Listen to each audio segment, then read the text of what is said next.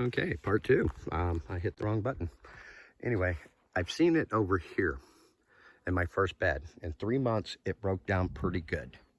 And we've got bacteria growing in there. It's breaking down. The other thing is I don't use hardwood trees. I use the Joshua trees that are falling out here. Those are made up of bark dust and fiber. They break down really good and hold water. So that's what I'm using in here. My hardwoods, like from the mesquites that I'm trimming up and the deadfall, I'm turning into biochar. And biochar is simple. It's charcoal. You get the wood to burn down to about this point. You don't want ashes. Now, we let this one go to ashes because we use ashes for other things. But the wood, you take that and you put it in some kind of charging material. It could be Miracle-Gro, it could be anything. Ours is cow dung. There's human urine in it, 8-to-1 ratio on it. It's perfectly safe. It's the creator's fertilizer. It's nitrogen, liquid nitrogen. That's why you got to dilute it. We drop weeds that we pick up, anything organic, I put it in there. Okay, I put a can of sardines in there just to get, that. But then you take the charcoal and you drop it in there and you leave it in there. I leave it in for 10 days. It absorbs up and then you spread it. And if all the research is right and all the scientists are right, it should last up to 5,000 years. So we'll see. And I gotta say, I've had good luck with it. I see a difference. I see a difference in the beds. The beds that I built in Zone A, that's what we're calling it. We started calling our little thing here the elephant farm. Why? How do you eat an elephant? One bite at a time. How do you take care of this? One bite at a time. So we're taking bites and nibbles sometimes, but the elephant's going away. So, but back to this bed. These beds are all experimental. Each one you see is done differently. Biochar, hugelkultur.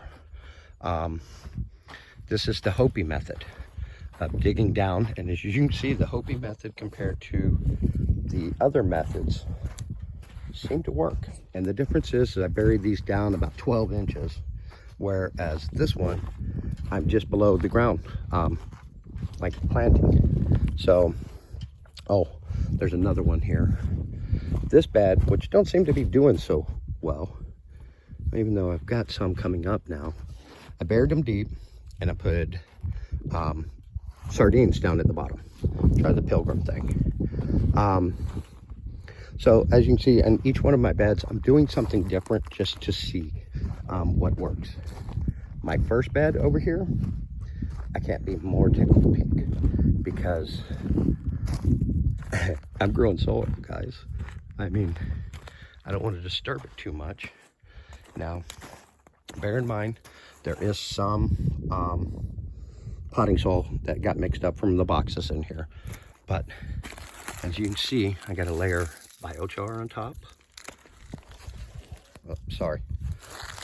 Biochar on top, cow manure on top, this on top, cardboard covering the soil that I've already built.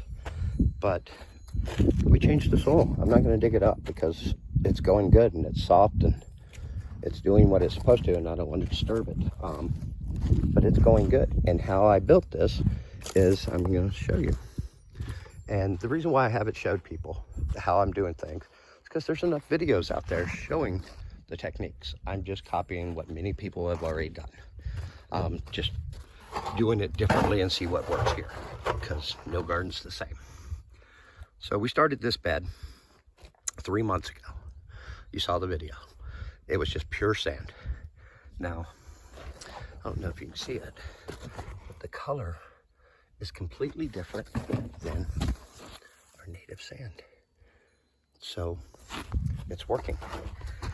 Started with a layer of this. got wood, which is these guys. We've got cardboard, we've got paper trash, we've got anything that has paper in it goes in the bottom. Then I put a layer of limbs across. Then we do food scraps. Throw them in here. Tea bags, coffee grounds, eggshells, anything organic goes in here. Well, how do you keep the pest out?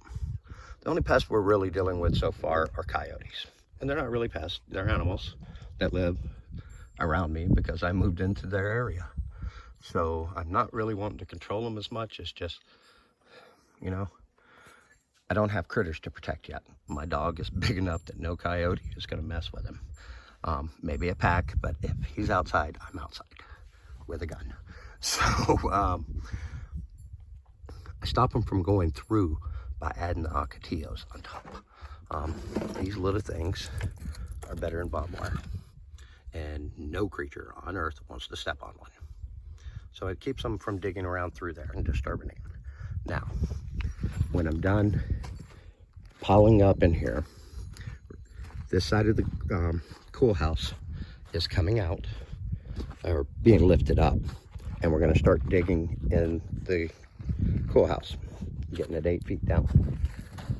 So that dirt will go right here, and we'll continue this bed the same way we built the first one. And as it goes down, you're not seeing it here, but this is all sand on top of what we did like here, and it goes all the way around to the ocotillo, and then it begins a new kind of, this is more hugelkultur.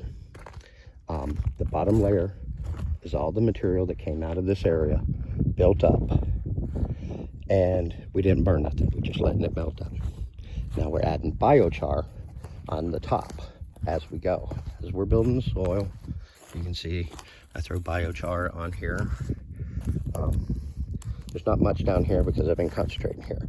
So that goes on, the sticks go on, manure goes on, green material that we're removing goes on it, and it ends up looking something like this. Now, I deliberately didn't water this morning just to document this. All right. Already when you touch the soil, it's at least 10 degrees cooler. And I don't want to dig down, but right at about a finger level, I've hit my first moisture. So it's holding moisture even in places that I'm not watering. How am I watering? Obviously, you live in the desert. How are you going to water this and still be efficient? I found these little bottles that I drink, orange juice and pineapple juice, work great as a drip irrigation system. I punch a hole on the bottom. I leave the lid slightly loose, but not loose enough, and I watch for a bubble. I count to 15, and another bubble should come. 15 to 20, another bubble should come. And then slowly over the day, it drips out. It keeps my beds wet, and it seems to be working. Obviously, you can see I'm graining, and I'm not using that much water.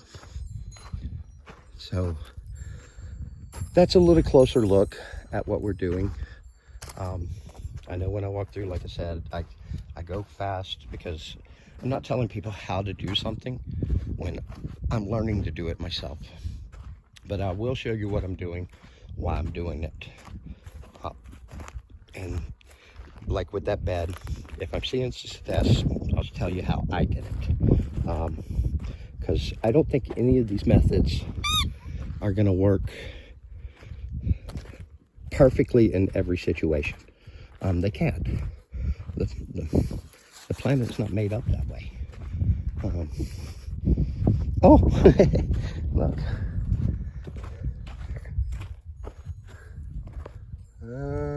First sunflower, tiny, but oh well, I'll take it. Anyway, I'll leave you on that note here. Here, closing shot.